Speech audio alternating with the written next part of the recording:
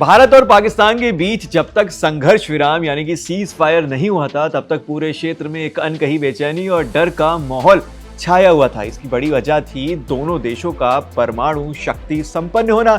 इतिहास में पहली बार ऐसा प्रतीत हो रहा था कि दो न्यूक्लियर ताकतें सीधी भिड़ंत की ओर बढ़ रही हैं। इस तरह की स्थिति में अगर कोई भी देश परमाणु हथियार का इस्तेमाल कर बैठता तो इसके नतीजे सिर्फ दक्षिण एशिया ही नहीं बल्कि पूरी दुनिया के लिए भारी तबाही का कारण बन सकते थे। न्यूक्लियर हथियारों को यूं ही नहीं दुनिया का सबसे खतरनाक हथियार कहा जाता है।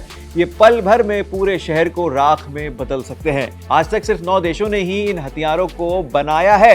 यही वजह है कि अंतर्राष्ट्रीय स्तर पर इन पर कड़े प्रतिबंध लगाए गए हैं और एक समझौते के तहत अन्य देशों को इन्हें बनाने की इजाजत भी नहीं है।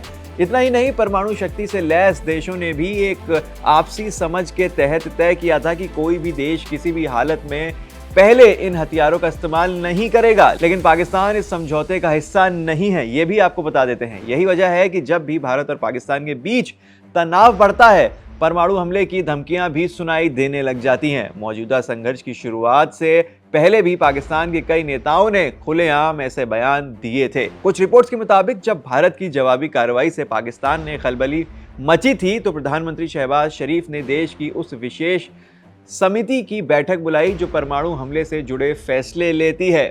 यह खबर इसलिए डर पैदा करती है क्योंकि पाकिस्तान की न्यूक्लियर पॉलिसी फर्स्ट यूज यानी कि पहले इस्तेमाल की है।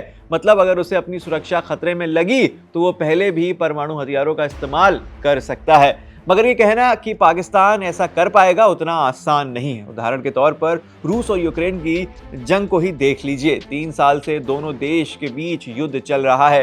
रूस ने कई बार परमाणु हथियार की धमकी दे दी है, लेकिन आज तक वो उस हद तक नहीं गया। वजह साफ है, परमाणु हथियारों पर पूरी दुनिया की नजर होती है। राजनीतिक और सैन्य दबाव इतने भारी होते हैं कि किसी भी देश के लिए ऐसे कदम उठाना आसान नहीं होता।